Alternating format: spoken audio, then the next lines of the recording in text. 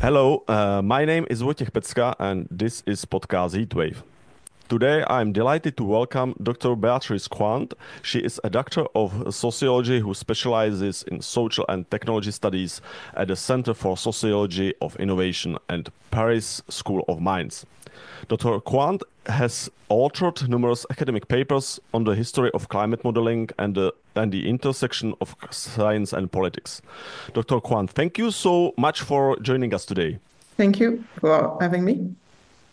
Yeah, I read your papers on like especially on the history of modeling and this and also setting the targets for the climate negotiations, and I found it like very inspiring because like this like systematic perspective on this debates which are like always on kind of day-to-day basis, we sometimes tend to lose the focus what how we got to this place to speak about particular targets, and also what kind of knowledge is supporting this current political or scientific and political debates. So I would like to start you. Could you share with us a bit from your research on a global climate modeling, or how this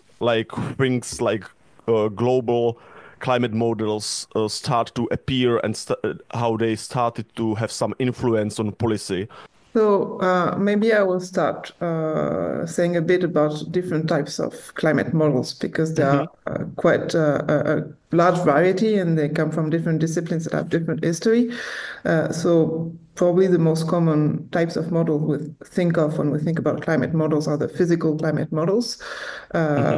so usually general circulation models, if I'm not mistaken on the acronym, or GCM, Yeah. which started to emerge in the second half of the 20th century from the domain of meteorology. So those Hmm. are the oldest ones.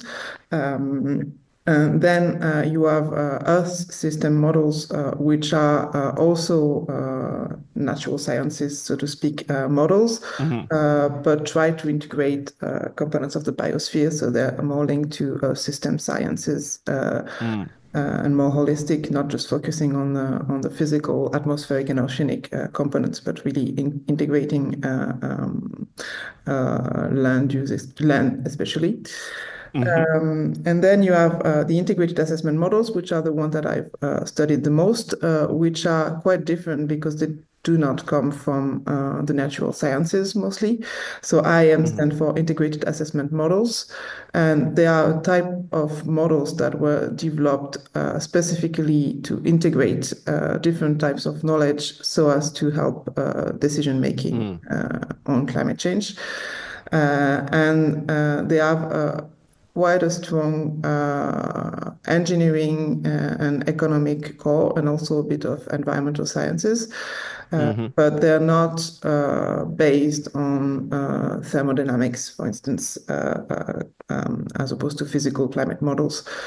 So they're more diverse in their theoretical underpinnings. Some are really drawing Yeah. from engineering, some are really drawing from macroeconomics.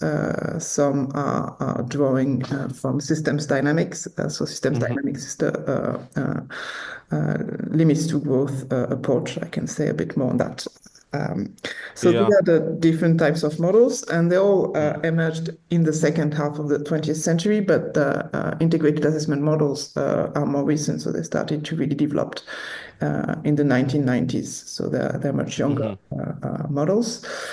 But they also have roots, contrary to the physical models and earth system models, which are on the natural sciences side. Mm. IAMs also have roots in efforts at global modeling, which were initially not necessarily focused on climate change. Yeah. I just mentioned the limits to growth report. So this is a report that was published in 1972, and which is the first attempt at a global model of the world economy, a global computer Mm. model. So it was developed by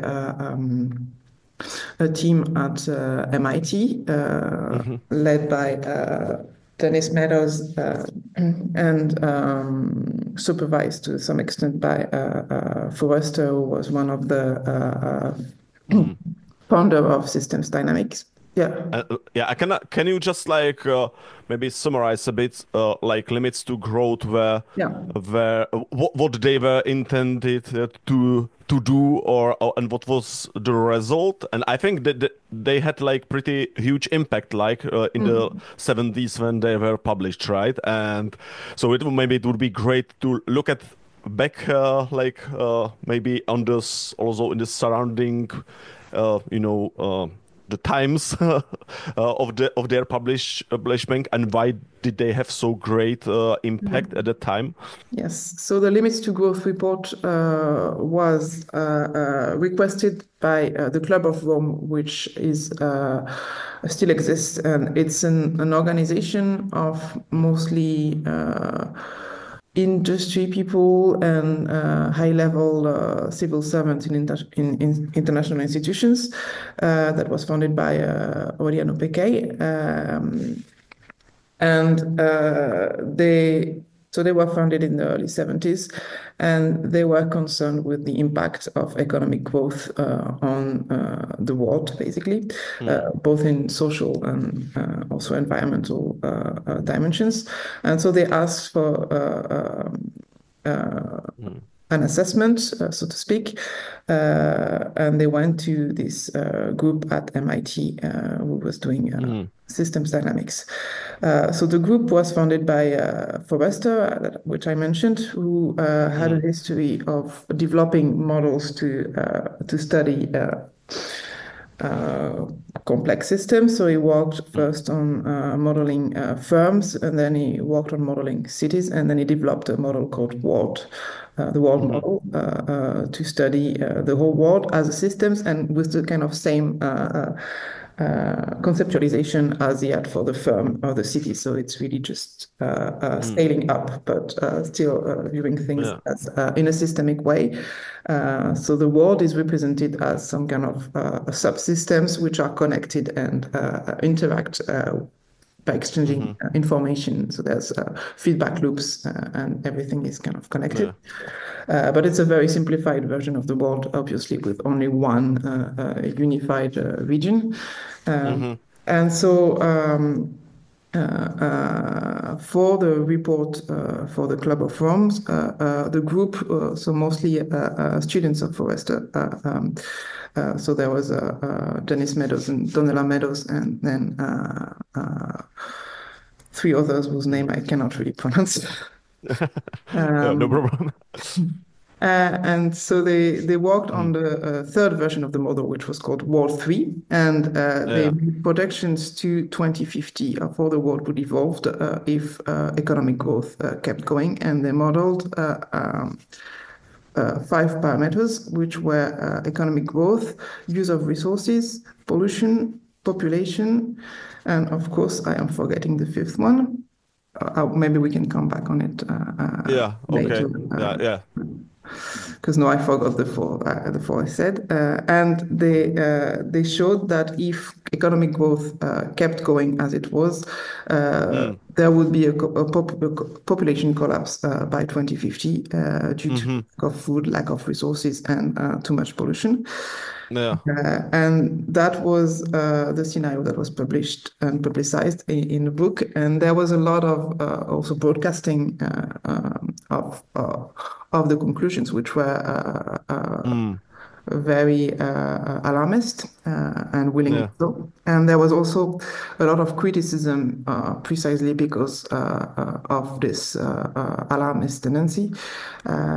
Was explicitly neo-Malthusian, so they were associating population growth with a risk of exhausting resources, and they were not shying away from that. But this was also what they were criticized for, and so I think there are two main aspects to the success of the report, at least public success. It was not very successful in terms of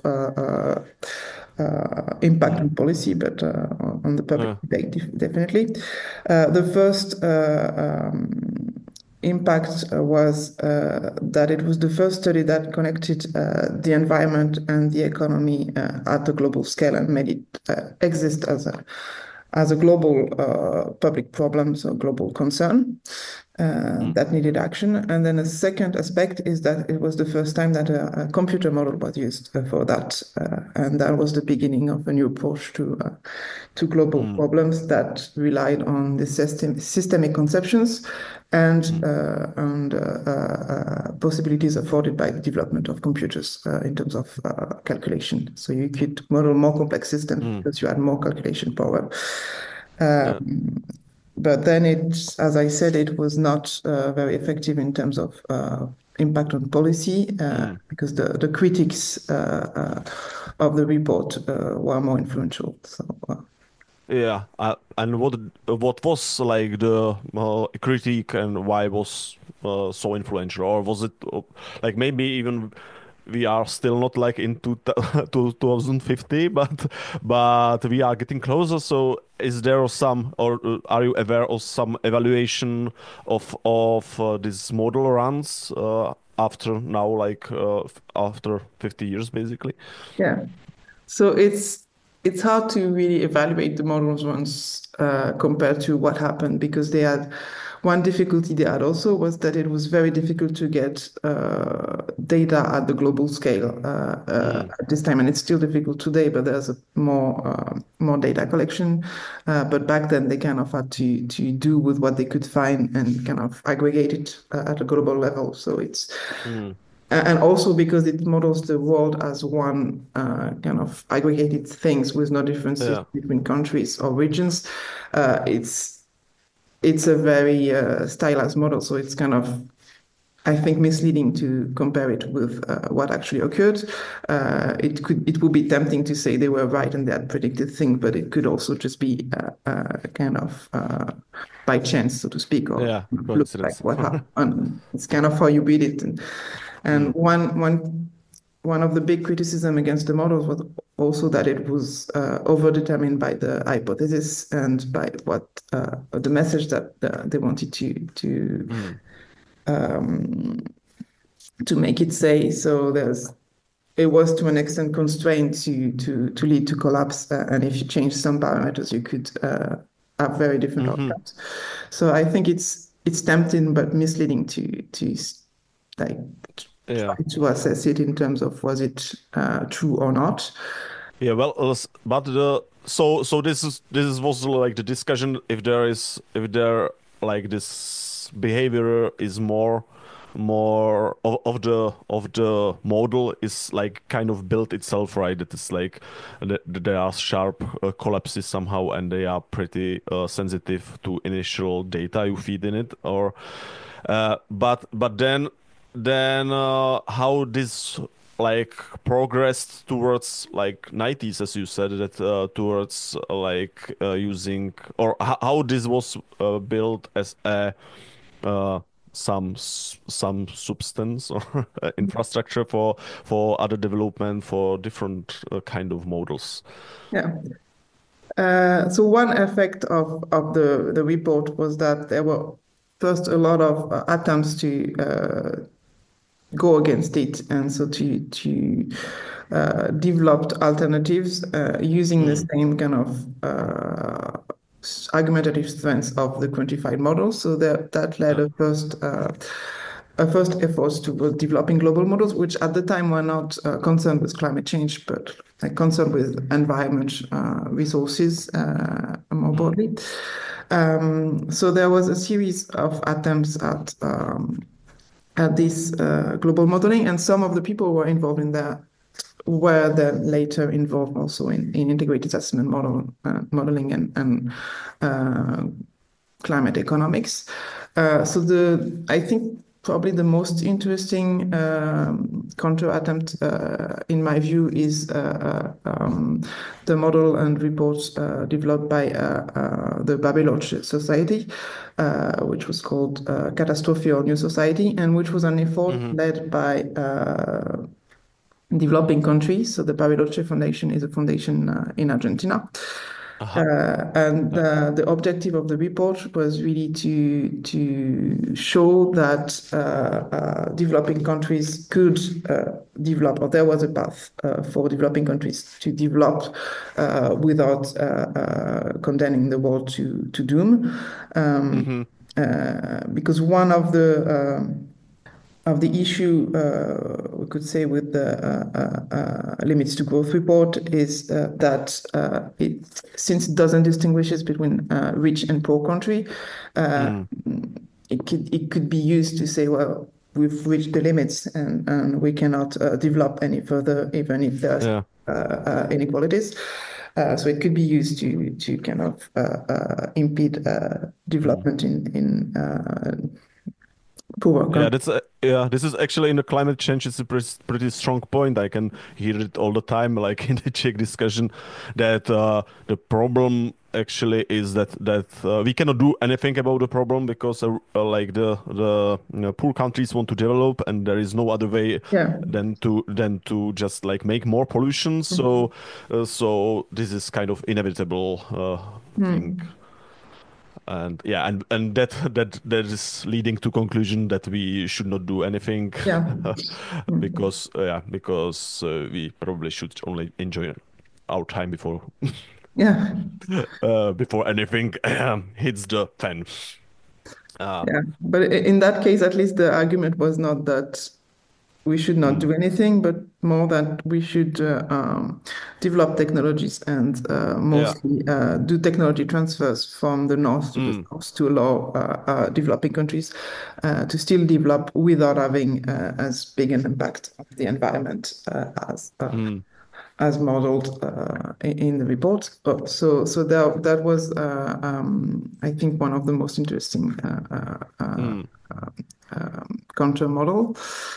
Um, and yeah. that led also to discussion on the role of technology in terms of addressing the environment as a global problem. And then, since your question was also about how this modeling perspective developed to lead to integrated assessment models later, um, so it's not necessarily always linked directly to the Meadows Mm, model and report. There's one of the big IAMs today, the IAM image, which is developed in the Netherlands, which is directly based on systems dynamics. So it's inspired by the approach by Meadows, but the others are a bit further from that. But the because idea, can I sorry, can I just jump in for a second? yes, Because I think like people do not like real like or pretty often do not understand that there are like this is type of models, but there are many modeling groups, right, nowadays. yeah. And we spoke at the beginning about there are different type of models, this general circulation models, Earth system models, and integrated assessment models, and all of them are kind of different in the approach, but all of them they are class of the Mm. models, and so now we are speaking about different modeling groups which are like in the same area, but they kind of try to develop their own way on the same theoretical principles. Am I right, like describing it like that? Uh, I mean, there are different groups, and I think they have different theoretical principles, at least Uh-huh. in the beginning. Yeah. Uh, I think actually the development of integrated assessment models was initially quite artisanal, so to speak. So it was small groups and kind of Mm-hmm. making do with what they had. And they didn't need as much like infrastructures as the climate models, which required a lot of meteorological data and Yeah. also a lot of computing power. So they were much simpler. So I think there was this kind of initially it developed in different places, Mm. kind of putting together bits and pieces using different methods. And now that they've become more influential, more structured, there's more convergence Mm-hmm. in the way they do modeling. But then the models at their core are still quite different because Yeah. we do not like change the whole model. That's like a core that kind of is Yeah. sedimented. So they're quite various in their approaches. Should I continue on that, Yeah. Yeah. Please, please go yeah, on. or or I could go because I could also go back to the that link with limits to growth. Yeah, well, sorry, yeah, sorry for jumping No, and that's fine. distracting, but yeah, maybe if you would connect it to the limits of growth and the further development, Yeah, if that's a way which gives you sense, or yeah, with the new modeling groups and new approaches yeah. No, coming but I along the can way. maybe linking it Mm, to the early days of integrated assessment modeling. So this kind of mm, trying to piece together different types of knowledge with the mhm, tools that were at hand and with computers. Um, it's so in a way, it's a bit similar to what the Limits to Growth team was doing because they were also kind of trying to develop something new with like the data that they could find and without mm, having like a big infrastructures or a big plan. And I think it was also quite specific of this like 70s, 80s development of those systems dynamics, systems analysis, cybernetics approaches, which have different, like there are different types of them, but they all have mm, the same intention to piece together different knowledge and also to do it in a way that can help decision making. So they're very applied mhm, sciences. And again, contrary to climatology, which is first trying to understand how the climate systems work, and then mm, when they have conclusions that are relevant or require action, then try to present them that way. But it's not there from the start. Whereas mm, for this history of global models and for integrated assessment models as well, there's this ambition to be useful for decision making. yeah, It's there from the start, and that also informs the way you build the model because you have to be able to answer mm, specific types of questions and concerns. And a very important place for this was the International Institute for Applied Systems Analysis, or IASA, which was founded also in 72. So it's really an mm, important year for those approach, and which was really a meeting place mm, for the different types of disciplines and scientists that would work on climate change, and also for the development of those computer approaches to the global environment and to the definition of the global environment as a political concern as well. Yeah, I was like surprised reading your paper that was actually going through the Iron Curtain, right? That was Hmm. like both Western and like Soviet or East scientists from the Eastern Bloc. Uh, am I right, or because at the time this international collaboration on many levels were quite difficult among like between those two competing blocks. Yes, it was meant actually to serve as a place for scientific cooperation between the Eastern Mm. and Western Bloc, and with like very roughly put, the hope from the Soviet side that they would gain access to American computer technology, and the hope from the American side that they would like have a way to influence the Soviet Mm. Union and steer them towards capitalism via Okay. a soft power. Um, I don't know which one was more effective, but I guess the two kind of worked to an extent. Mm-hmm.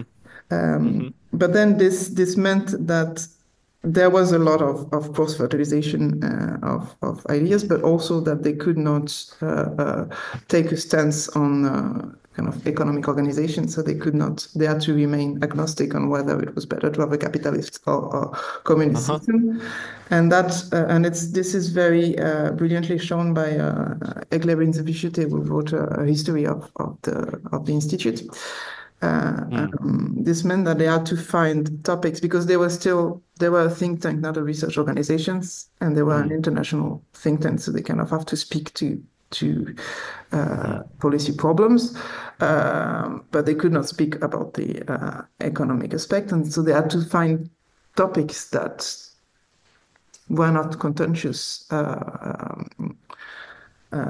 in the context of the Cold War, and that's how they kind of started to work really on environmental issues and kind of define the environment as environmental issues and energy issues, and define them as global problems Mm. that could be addressed using Mm. scientific expertise and this kind of computer assisted systems analysis perspective. So complex Mhm. problems, holistic problems, but not economic policy problems in a way. Mm. And that has been, I think, very influential in how the models developed because IASA was really a place where pretty much everyone who has worked on integrated assessment modeling, climate policy, climate economics, Mm. spent some time, Mhm. sometimes just a couple of months, but sometimes several years. Mm. And maybe it's less true now because there's more research and more research centers. But it's still quite a hub. Mhm. It really kind of influenced, I think, people who then went working in other places. Mhm. Yeah, so this was the place when like limits to the to growth or the approach of the system analysis was developed further, and is it working until today, this institute? Or They're still very active. So they have mm. also they have one of the Mm. main integrated assessment model, which is called Mm. Message, which was initially developed in the 70s there, and now Uh-huh. of course is very different and has been modernized, but it's still heritage Mm. from that time. And they host scenarios databases that are used for the IPCC. So that's quite Okay. so they're quite central in the infrastructures, and they provide the service to the IPCC. They also host scenarios databases for the network for greening the financial system, so network of central banks that are trying to uh, Mm-hmm. get the financial sector ready for climate change and push it to act. So they're really still quite central, and they also have a lot of influence on. Oh, okay. So, and how did Yeah. it happen? So that these two, like, this IPCC, which emerged like in the late 80s, and this modeling groups somehow like converged, or because from the beginning there was, I think, like even in the limits to grow, there were some early climate included, right? But at the time it was not really issue as huge as it is now, Mm. or. Yeah, in the limit to growth, I think climate change is more, it was mostly called the carbon dioxide problem at the time. Mm-hmm. Very Mm. briefly mentioned and not mentioned as something of major concern, if I Yeah. remember. It's like a couple Mm. of lines or maybe a paragraph. So yeah, this was definitely not so much on the radar. It's kind of Mm. burgeoning. I think mostly in the physical climate science communities at the time still. Mm-hmm. Then at YASA, so YASA doesn't have a history of doing physical climate research, but I think in the beginnings they had some climate scientists there. Mm-hmm. And they did one of the first assessment of the energy, the impact of energy choices on the climate systems. So in the 70s, late 70s, I would say. Mm-hmm. I think it was 79, but I'm not Mm. completely sure about the exact date. And if you look at the first big study from YASA, which was published in 1981, which is called Energy in a Finite World, um, Mm-hmm. which is what the message integrated assessment model was developed for, by the way. So Yeah. if you look at this issue, they have this kind of we will try to assess different possible problems for the climate Mm. due to energy choices and industrial development. And they have global climate change, and they also have, for instance, local climate change. There was a concern at the time that if you had a lot of industry in one area, the air pollution could impact the climate locally, and Mm-hmm. so they start off very seriously saying, well, we have to assess Mm. if those two things can be problems, and they rapidly evacuate the local climate change issue that this is not a concern from our study, and then they kind of say, well, Mm. global climate change on the other hand could be a serious issue, so we would need to investigate that further, but we probably have like 15 years to get our head Mm. around it before we need to take action. So that's the Mm. early framings, but it's already 1981, so it's still there's Mm. still movement in the climatology domain to Mm-hmm. push the issue. Yeah, so that was like beginning of the 80s, and like during the time this like type of work somehow progressed. And you said like in the beginning that actually this time of integrated assessment models come in the 90s, right? Or was it Mm, like their boom which yeah.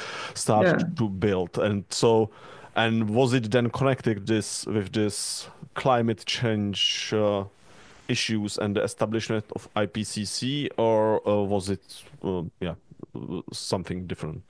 Yeah, I think it was definitely connected to the IPCC, Mm. maybe not just connected to the IPCC. For instance, at Mm. YASA, they started, so the message model initially was really about energy.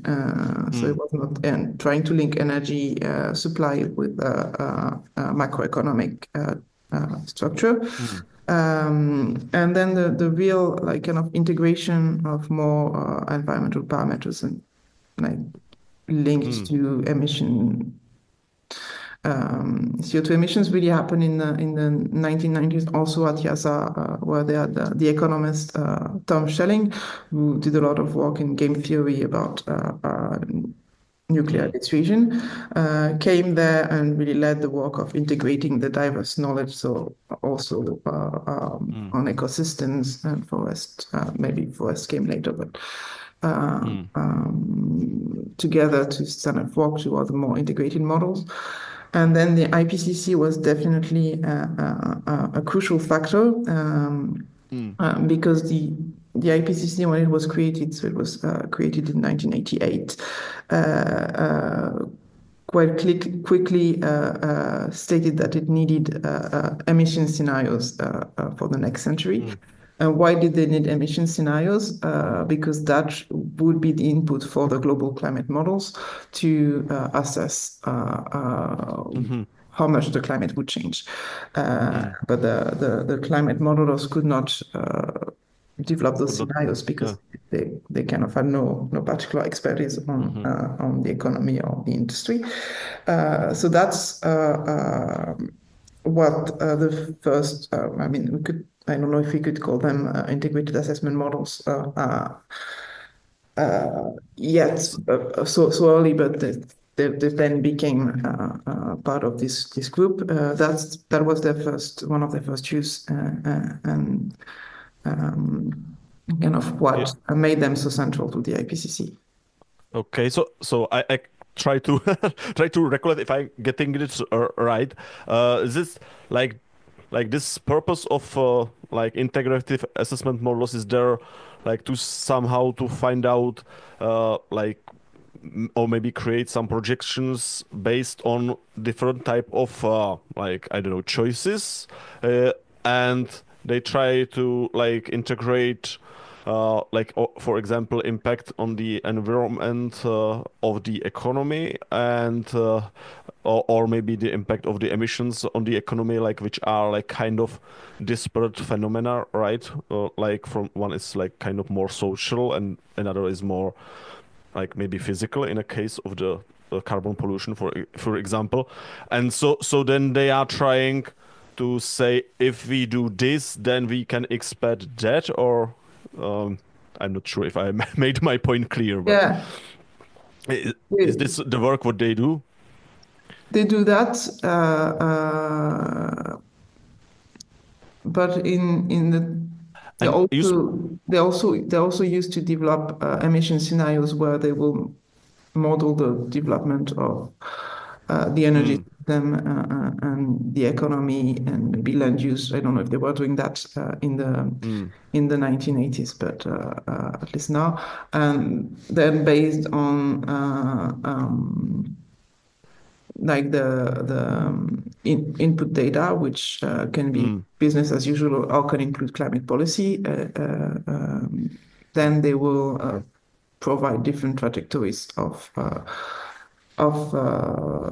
the evolution of uh, CO2 emissions or greenhouse gas emissions more broadly. mm, But then they can also be used to more actively say if we want to reach this goal, how can we do it? So there's mm, two uses, but the original use was really to develop emission scenarios that could be used by the climate models. hmm. And so to kind of gather also knowledge on Yeah, how and emissions maybe might evolve.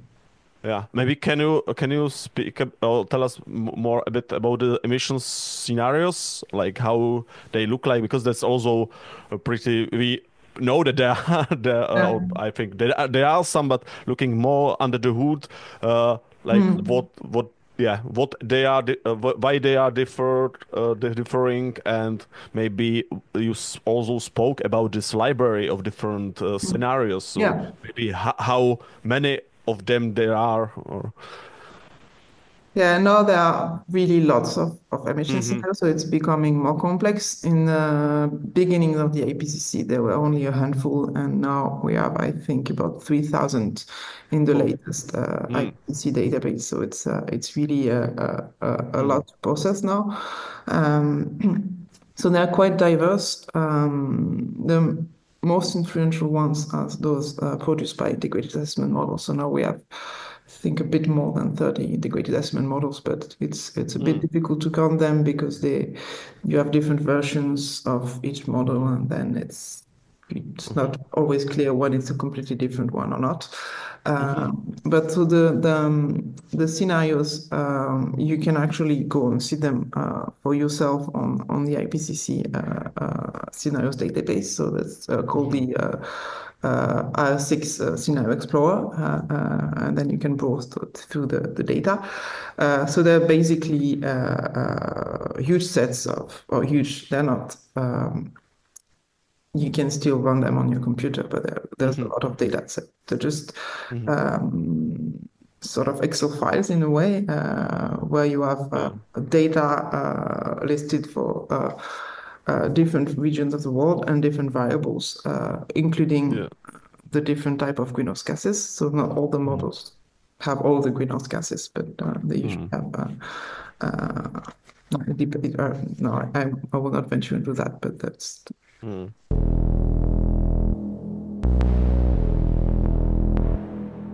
When you speak about the different variables which are stored there, is what kind of variables like one can find there, except like yeah the emissions, or 2,000 maybe variables, maybe a bit less, but it's really a lot. mhm. Yeah. And they're classified by types. So, for instance, you have land as a category, and in land, you Mm, have agricultural demands, uh, mm, crops, livestock, mm, and then for crops, the crops that are used for energy, so that are used for food. So that's mm, expressed in million tons per year, for instance.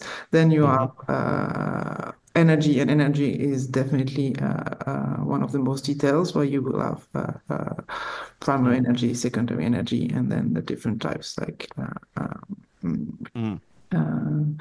hydrogen, coal, biomass, etc. Um, And so then they like make kind of like projections based, I don't know, on GDP or population, and need to like, I don't know, feed the people or use the energy. How those 2000 different variables will likely change in the time, or because yeah, it's pretty like a bit difficult for me to yeah, so but it's to imagine difficult. what the model really does. Yeah, it's sorry, there's a like siren outside, so I was waiting for it to pass. I Okay. don't know if you can hear it. No, no, Uh, no. I didn't hear anything. yeah, but it was a bit distracting for me. Yeah, yeah. So there's it's difficult because also the models are different, so they don't have the Mhm, same structure of exogenous or endogenous variables. So there's mhm, two types of variables. Some are fed into the model, so they're exogenous. They're mm, just input. So typically GDP is usually for most models an exogenous variable. So they uh-huh. will have a GDP trajectory that is not affected by what happens in the model. It's not Yeah. for all of them, but for the majority. And then you have endogenous variables that are then the result of the calculation in the models. Mhm, Those are kind of mutually influenced. And where it gets complicated, and I will go into a bit more mm, technical details, is that mhm, the models are actually getting so complex that they are sometimes coupled, so connected. So you have two small models for two models, for instance, one. So if I go back to YASA, they have this message model, which is mostly an energy system model initially, with economics also into it. mm, And then they have coupled it to model that's called Globium, which is a land use model. mm, So that's very useful to assess bioenergy potentials and also negative emissions. And what they do then is that there will be an exchange between the variables of the two models. So then some of the variables coming from message will be fed into like mhm, Globium as kind of inputs and the other way around. And then it becomes very difficult to know exactly what is exogenous and what is endogenous because mhm. you have like connections between the models. So that's why it can be Yeah. confusing. And also, yeah, this also speaks to the kind of very complex interactions that we have to take into account Mm, when trying to address climate change, because there's so much. mm, They do not like try to associate models in this way just for fun. It's also because, well, if you really want to go into the energy transition, you have to take into account the land dimensions, and then mhm, that kind of requires that you have a more detailed model of land use and forests and agriculture, and so you mhm, kind of need to find a way to mm, represent these interactions in a way that's still manageable and intelligible, at least for the models, maybe not for the outside world. mhm. Yeah, well, and so nowadays this like scenarios, they are also, you said also, no, did you say that they are clustered somehow, or they are, or no, you said that the variables are clustered, but if there are so many scenarios, is there also some attempts to make them more intelligible, to make some classifications from them, or some groups that Mm. you can yeah, Yeah, understand them better? that's definitely one of the objectives of the scenario database to an extent, and also Hmm. within the IPCC, because obviously if you have 3,000 scenarios with each thousands of variables, it's very difficult to have a Mm, meaningful message extracted out of that. Um, So there's been a lot of work within the integrated assessment modeling community and within the IPCC to kind of find ways to classify that so that they can be used for different purposes. So there's been a variety of attempts, and I will not go too much into details because it gets very complicated. Okay. The first recent attempt was driven by the demand from climate models. So that was for the input data. So that was the representative concentration pathway, which was developed. I think the development started in 2006, and I can't remember exactly when it finished completely, but it was for the fifth assessment report. And those were I think we have 5 or 6 now, but they're not, and they were categorizing scenarios according to the radiative forcing level, so the kind of Yeah. So how so they much they kind of. led to warming. And you had different categories that could correspond to more or less important warming. And you had like 5, I think, 4 or 5 representative scenarios. So that was one scenario that was provided as considered representative of the literature on emission scenarios for this level of warming. Yeah. Yeah, am just take a l- I'm just taking a look at the representative concentration pathways because yeah, I actually this is not like impossible to not to get to this when you are speaking about climate change, or it used to be, because I think it was changed to or abandoned in like different metrics, right? But so this is basically saying that with some level of development and or world population or economic growth, etc., or fossil fuel growth, then you can have uh, with some of this type of growth, you will have associated warming actually, or is this radiative forcing in the atmosphere forcing the climate to warm, right? And then there is like RCP 2.6, which is associated with the warming of 2.6 watts per square meters in 2010. Is it like this? Yeah, uh, so the yeah. representative concentration pathways, actually Mm, the end goal is just to have a trajectory that leads to a certain yeah. level of warming. But starting hypothesis and drivers are not very taken into consideration. And then Mm, you have the shared socioeconomic pathways, so the SSPs, which took a bit longer to develop, mm-hmm, which is kind of a library of trajectories for drivers such as GDP, population growth, I think also technological change. So they're kind of developed sets of hypotheses that are connected to narrative visions of how the world might develop. And that is kind of to mm, standardize the input and the hypothesis. So how we view socioeconomic trajectories, and to kind of make them comparable so that you can, if you develop a scenario, mm, you have this kind of package of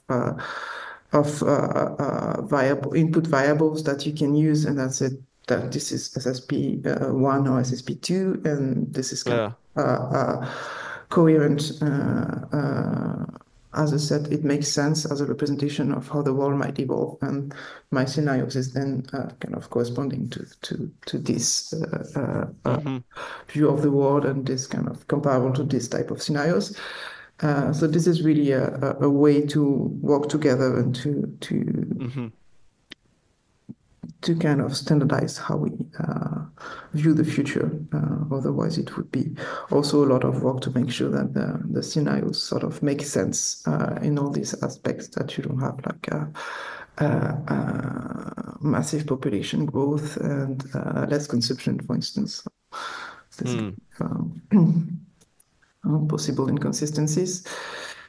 But this is it's meant to make things clearer, but it's also very complicated to understand as a framework. And then in the later IPCC reports, so the report on 1.5 degree target and the sixth assessment report, they went a bit further in the classification. So they classified the scenarios that were in the database according to the level of warming, but that's really once you have the scenarios, then you classify them. It's not you don't develop a classification from the beginning and then try to develop scenarios that can fit into different boxes. That's really how to sort out the scenarios that we have. So there's a classification in terms of climate consequences that is also in line with the targets. So there's like 1.5 degree with low overshoot, 1.5 degree with overshoot, 2 degrees with over 50% chances of staying below 2 degrees, and then around 50% chances, etc. So that's to link it with the political discussions. And then they also picked a set of what they call illustrative pathways, which are supposed to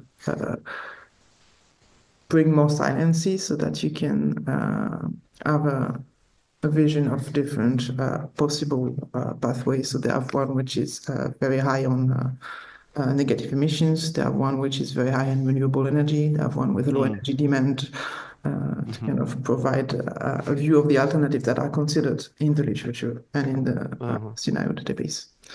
That's also to kind of push a message and make it easier to understand what the research on scenarios says.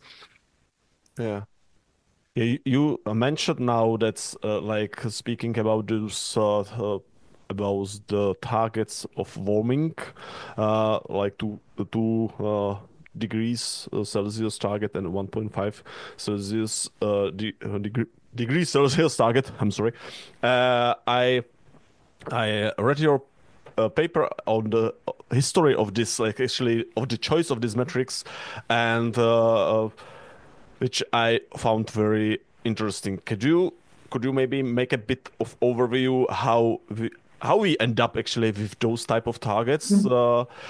Yeah, and maybe also what was the role of the IPCC in this process? Yeah, the two targets actually have quite different histories, even though they look very similar from the outside.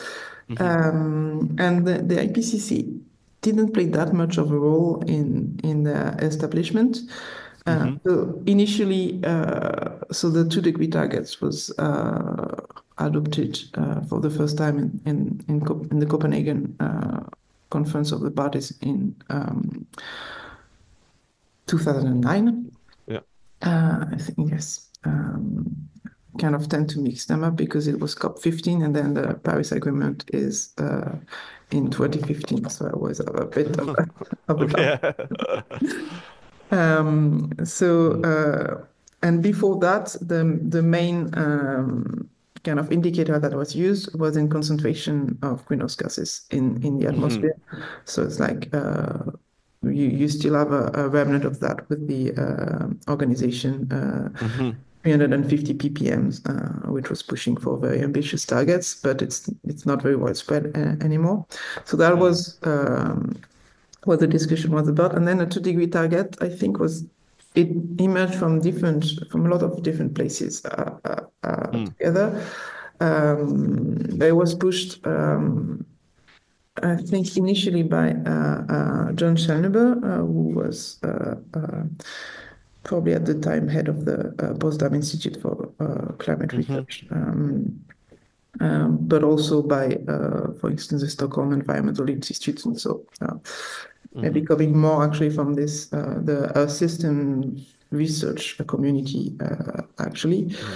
It was also put forward by the European Union as a good target. So before it was adopted, it kind of also mapped with So that's kind of maybe the small influence of the IPCC in the impact evaluation.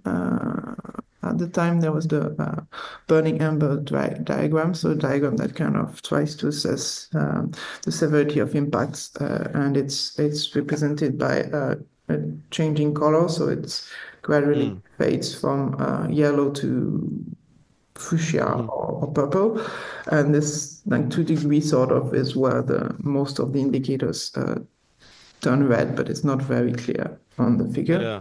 But I think that also was influential in kind of establishing this as a target that was not too Mhm. ambitious, but still seemed to be just below the threshold that had been identified.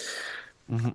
And it was, but this one was really the result of what we call a co-production of science and politics. So it was not like the science says that 2 degree is the Mhm. threshold, but it was also it was not just politics saying, well, let's use this target, but it seemed to make sense scientifically, and it seems to be actionable Achievable. politically and Yeah. more acceptable because a temperature target is a bit fuzzier than a concentration target. You can measure the concentration Mm. quite reliably. There's the Keeling curve that kind of, and there's the observatory in Hawaii that kind of Mm. gives you daily readings, so you would know very quickly if you crossed a concentration target with Mhm. temperature, since it's all averaged over the world and Mhm. over several years. It's actually not very clear, even if we have crossed the 1.5 degree limit or not, or when we will cross it. Mhm. So it's a bit easier to play with ambiguity politically. So that's kind of how it emerged. And the Mm. 1.5 degree target is different because this one is really a political target Mm. from the start. So it really appeared once targets were discussed in terms of temperature. And it was pushed by mostly small island states in the negotiations, but also backed with support from philanthropy and like global networks of philanthropy and NGOs Mhm. to raise ambition. And it was kind of a surprise when it was adopted or included in the Paris Agreement, especially for scientists. So my colleague Hélène Guillemot, who wrote this paper with me, had Mhm. a very nice also paper just after the Paris COP, where she had followed the development, and it Mhm. was really written Mhm. on the spot almost, and she really shows how the scientists who were there were like, but what are they doing? Where are they putting 1.5 degree targets? It doesn't make sense. It's not possible. Yeah. But at the same time, you also had But people pushing for it, and also a few mm. scientists like saying we have to raise the ambition because that's Mm. the otherwise it's catastrophic. And so you have but the main reaction from scientists is really one of surprise. And Mm. then, since the Paris Agreement requested the IPCC to produce a report on whether 1.5 degrees was safer than 2 degrees and how we could hope to attain it, um, then there was research that had to be produced on the difference between 1.5 degrees and 2 degrees in terms of impact. Obviously, Mm. it's better to limit global warming at a lower level. But Mhm. it was, I mean, it seems obvious, but it was not documented that much. And then it was documented by research. And Mhm. then there was also work to produce emission scenarios that could limit warming to 1.5 degrees, which did not exist before that because it was already quite difficult to produce scenarios with which meant to do. Yeah. And Yeah. so then there was a scientific kind of legitimacy that was gained through the request for the IPCC report. But it really came after the diplomatic Mm. Yeah. So and the island states that they saw 2 degrees as like too dangerous for them, so then they pushed for 1.5 degrees, right? Or yes, that is the Mhm. argument. Mm. With 2 degree, they disappear, and so it's not acceptable. Yeah. So I actually I can like when you said that there was a surprise for the scientists, was it so it was more that they saw this 1.5 degrees is not like achievable in their point, so it's no point of speaking about it, and or was it before it's not, I don't know, it's not so necessary to try to stay at 1.5. No, it was more the former. So it Mm, seemed like the battle was lost mm, already. So they hadn't mhm, researched it because it didn't seem feasible, and so it didn't seem to them policy relevant. So that's kind of also mhm, something that's interesting is that a lot of the mhm, because this climate sciences and not just integrated assessment models that is mm, developed with policy in mind. So there's kind of the scientists themselves kind of imagine what the policymakers mhm, want. So they kind of have this idea of what is policy relevant. And it actually turns out that they don't necessarily have a very good understanding of how politics work and what is policy relevant, because to them it was like, oh, not maybe not to all of them, but there was this kind of sense that mm, it's impossible, so we will fail. So there's no point because it's not on the table. And then it mm, was put on the table, and then mhm, and there's still a lot of debates on whether whether it should be kept alive or not. mm. Yeah, yeah. I especially with the election of Trump, I like kind of registered a lot of I know commentaries that now we find we actually can uh, accept that the 1.5 degrees is dead because with Trump at the office, that's there is not even this hypothetical way which is not yeah is not realistic probably. But on the other hand, I also noticed that there is kind of a shit when you spoke about this burning embers diagram, that this assessment of the risk associated with the different levels of warming. Uh, I like noticed that there's the reception of the possible risk is like nowadays getting more like it looks like that the risks are low associated with lower temperature rise than it was like probably accepted before, or am I right, or is this, what is the like perception of risk associated with the different levels of warming like developing uh, with time. Yeah.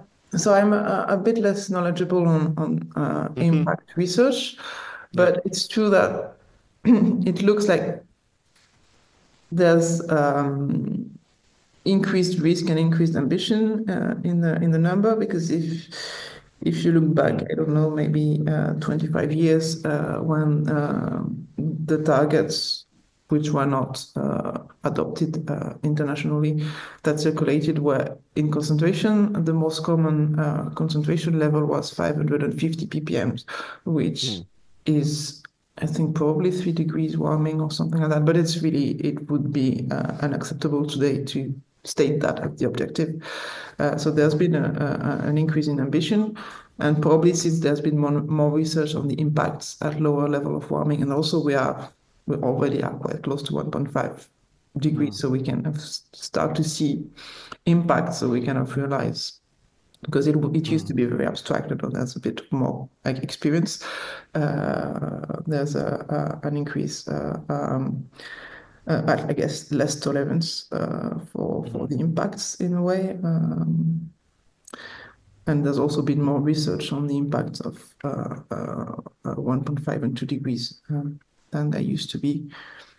mhm. But I don't know if like the severity of the impacts that are identified as increase, or it's just kind of a perception of it. This I could not really tell you. Yeah, okay. Yeah.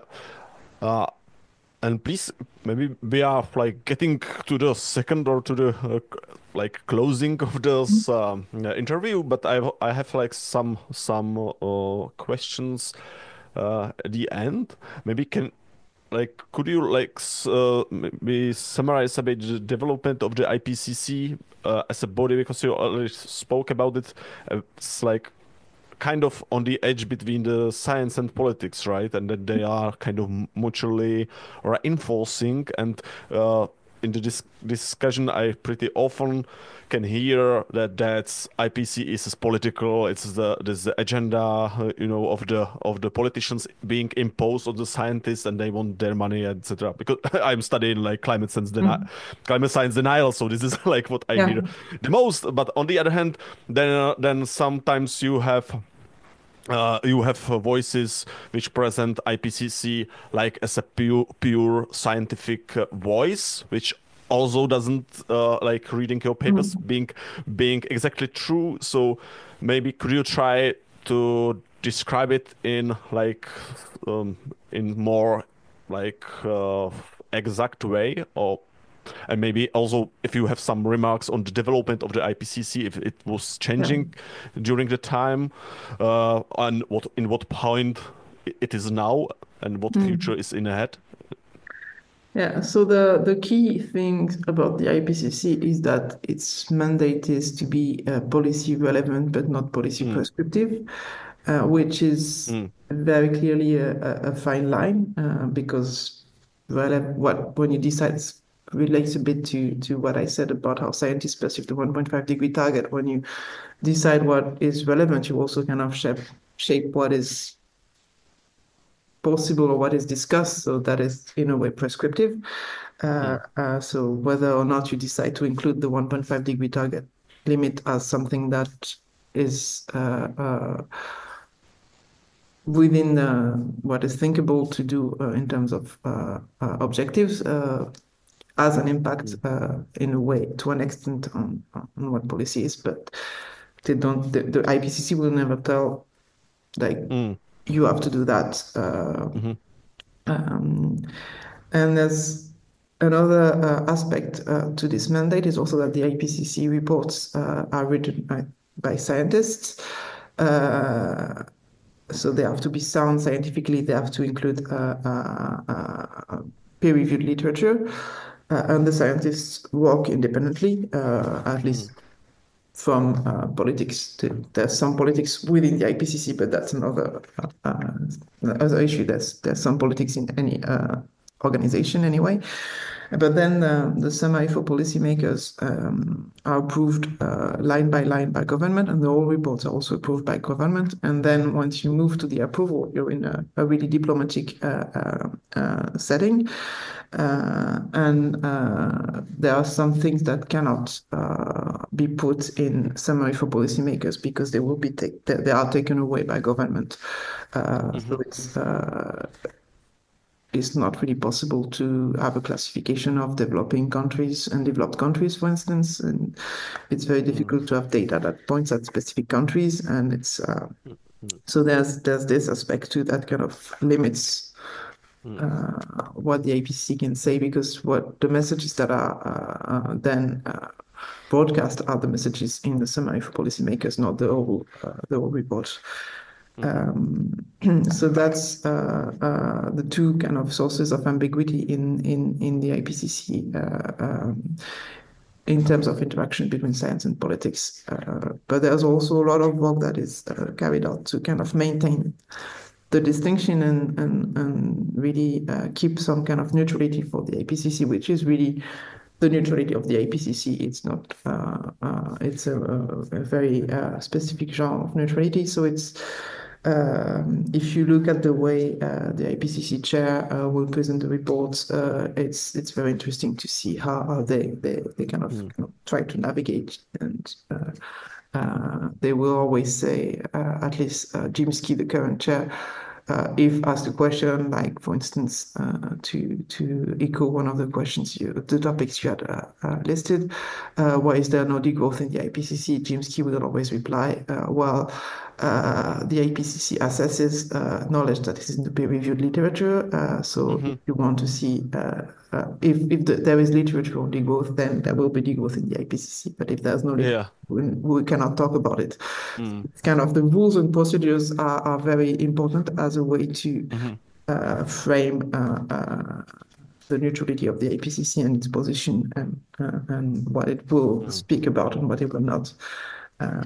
Which doesn't mean that the individually IPCC contributors will not take a stance. And probably now the neutrality of IPCC and climate scientists is understood very differently than it used to be. So there's, I guess regularly, this year as well, there was an opinion piece, I think, or paper in a scientific journal that says, well, IPCC or climate scientists should be neutral, and then you have a lot of debate on social networks, a lot of scientists saying, well, we cannot, science is never neutral, so this is more accepted now that individually you don't have to be neutral and you can take a stance and you can be like activist to some extent or scientists. But this is different than the IPCC as an institution. But since you also mentioned the future development, this is probably also going to be an issue for the future of the IPCC, because as there's still some climate denialism, but it's not only, I guess you would know that better than me, but it's not only about questioning the scientific basis now. It's a bit more. There's a bit more variety, and the main focus now is on impact and mitigation, and this is getting very close to policy. So it's much more difficult to not be prescriptive, because if you talk about which policies work and which policies don't work, you get closer to being prescriptive in a way. So I guess that will be an issue. And there's also more diversity in terms of political, I wouldn't say ideology, but at least worldviews within, I think, Working Group 2 and Working Group 3.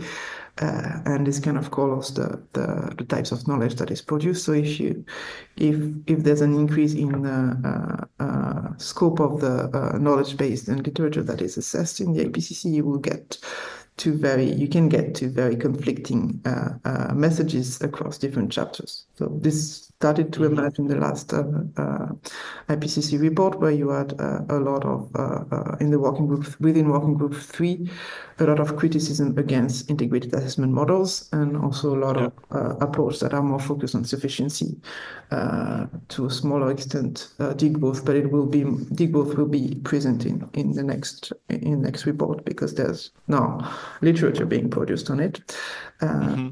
But you have at some point you cannot really synthesize if you have completely diverging views. So I think the IPCC will need to find a way to deal with that in writing the future reports.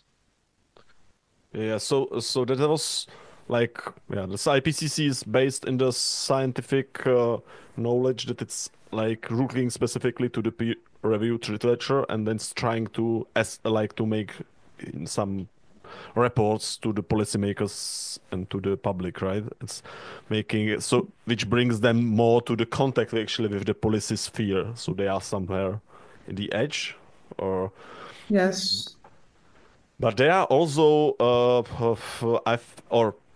according to my understanding, that's also kind of trying to make an infrastructure for or standards maybe for science, or that, for example, I think you also mentioned in the paper this inter-comparison projects for different models. Is it something where IPCC plays some role, to make some common metrics for different scientific groups across the globe, or is it more passive in this aspect? The IPCC played this role mostly with emission scenarios until 2006, when it stopped producing scenarios. But then for the more global research infrastructure, the relation is more complex. So it's not so much the IPCC, but it's the scientific communities who contribute to the IPCC will kind of organize their work so as to be Okay. able to feed work in the IPCC. So this is really the climate model intercomparison project. So CMIP, I think, maybe it's coupled models. Anyway, CMIP Yeah. is the big organization infrastructure for Mm. global climate research, is really kind of the antechamber of the IPCC.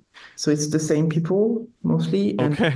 so that science can be fed into the Yeah. IPCC, but it's not the IPCC. So that's where the line is Yeah.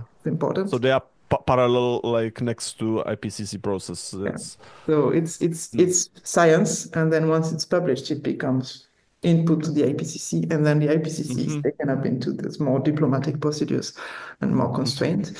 And to an extent, it's the same with the Integrated Assessment Modeling Consortium, which is the organization for integrated assessment modeling, which is outside the IPCC, coordinates research work, but also